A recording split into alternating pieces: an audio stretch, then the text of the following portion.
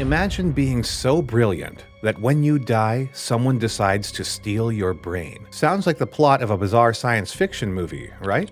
Well, it actually happened. When Albert Einstein passed away, his brain didn't just stay with him. Instead, it went on an adventure more twisted than anything Einstein could have calculated in his theories. Albert Einstein is a name that's almost synonymous with genius. The man revolutionized our understanding of the universe, giving us the theory of relativity, E equals mc squared, and a whole new way to look at time and space. But after he died in 1955, something almost as strange as his theories happened. His brain was removed and taken on a decades-long journey that has baffled scientists and ethicists alike. You see, Einstein's brain didn't just go quietly into the night along with his body. Instead, it became the subject of a peculiar mystery that would span several decades and raise all sorts of ethical questions. The story of Einstein's brain isn't just about science.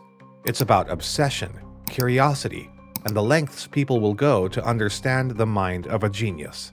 The tale begins on April 18, 1955, the day Albert Einstein passed away at the age of 76.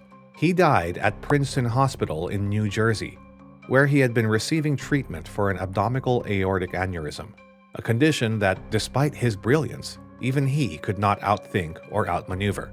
The world lost one of its most remarkable minds, a man who had unlocked some of the deepest secrets of the universe. Most people would naturally assume that when someone as influential as Einstein passes away, every detail of their final moments would be handled with the utmost care, respect, and adherence to their wishes. After all, this was a man who had not only changed science, but had also left an indelible mark on humanity itself. But things didn't go according to plan. In fact, what happened next was something straight out of a medical thriller. Unexpected, controversial, and shrouded in ethical ambiguity.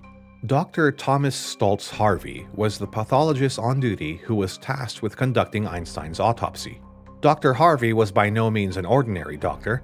He was experienced, knowledgeable, and aware of the significance of the man lying on the autopsy table before him. Yet in a moment that would forever etch his name into the annals of medical history, and not necessarily for the right reasons, he made a decision that would shock the world and cast a long shadow over his career.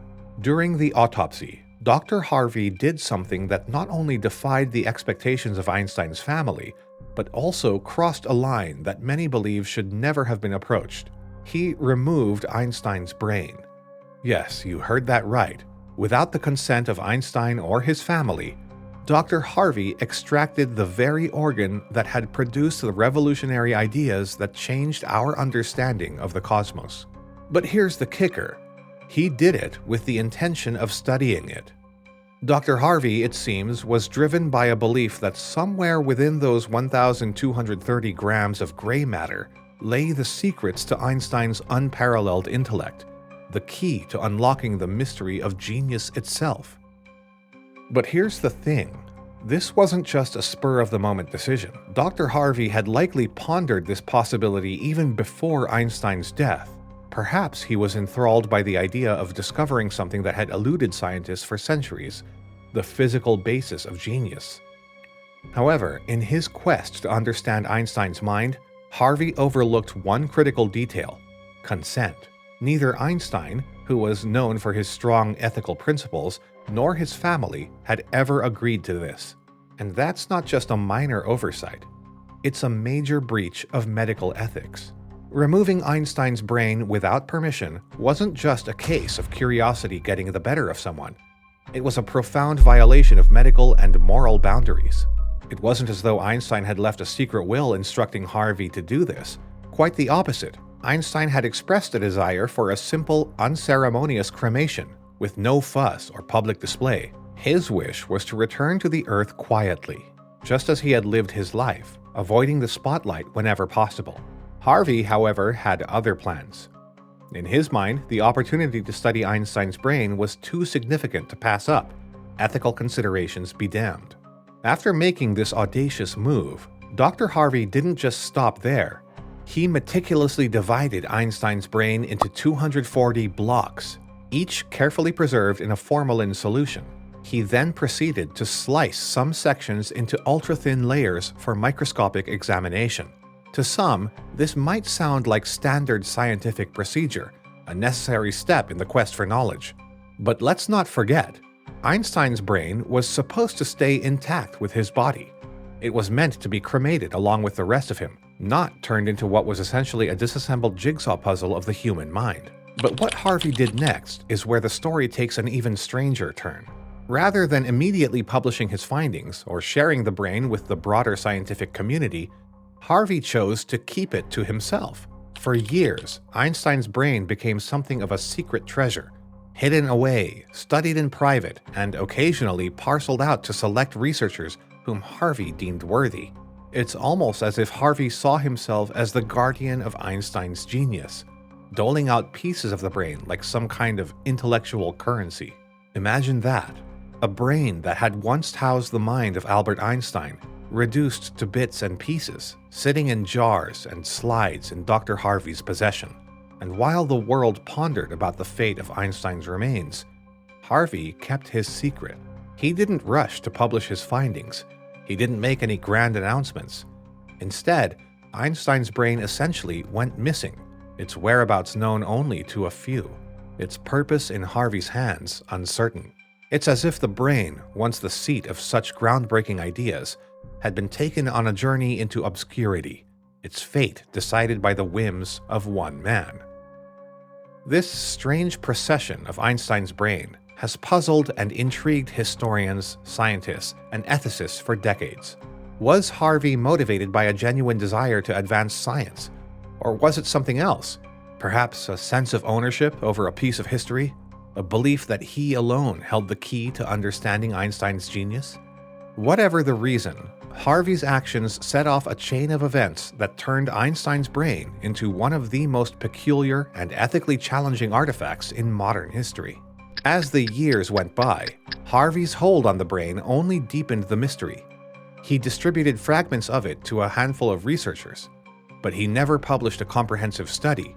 This secrecy fueled speculation and controversy. Was there something extraordinary about Einstein's brain that Harvey was hiding? Or was it simply that the brain of a genius wasn't all that different from anyone else's? The world was left to wonder as Einstein's brain, now fragmented and scattered, remained largely out of sight, a symbol of the fine line between scientific curiosity and ethical responsibility. The mystery of Einstein's brain continued to grow over the years, with rumors swirling about where it was and what had happened to it. It wasn't until the mid-1970s that the story really started to come to light. A journalist named Stephen Levy tracked down Harvey, who had by this point lost his medical license and was living a relatively quiet life. Levy discovered that Harvey still had Einstein's brain, or at least parts of it, in his possession. This revelation sparked a massive controversy. On the one hand, there was the excitement of finally knowing what had happened to Einstein's brain and the possibility of studying it. On the other hand, there was outrage over the fact that it had been taken without permission and had been missing for so long. Eventually, some studies were conducted on the brain, but the results were, to say the least, inconclusive. Researchers found some unusual features, such as an extra fold in the brain's frontal lobe, which is involved in abstract thinking and planning. They also noted that Einstein's parietal lobes, which are linked to mathematical and spatial reasoning, were larger than average. But here's the thing. None of these findings provided a clear answer to the question everyone was asking: what made Einstein so smart? The studies generated more questions than answers. Could these differences in brain structure really explain Einstein's genius? Or were they just random variations that didn't actually have much to do with his intellectual abilities? The controversy surrounding the use of Einstein's brain in research also added a layer of ethical complexity to the situation. Was it right to study the brain of a man who never consented to such research?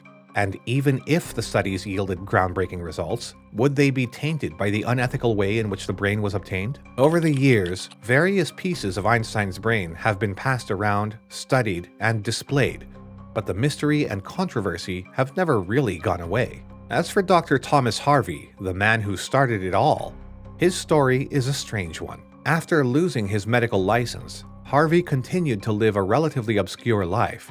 He eventually returned the remaining parts of Einstein's brain to Princeton Hospital in the 1990s, more than 40 years after he had taken it. By then, the brain had become more of a relic than a scientific specimen, an object of fascination that had lost much of its original scientific value. So what's the fate of Einstein's brain today? Well, it's not in one piece, that's for sure. Various fragments of the brain are housed in different locations, including the Mutter Museum in Philadelphia, where visitors can view small sections of the brain on display.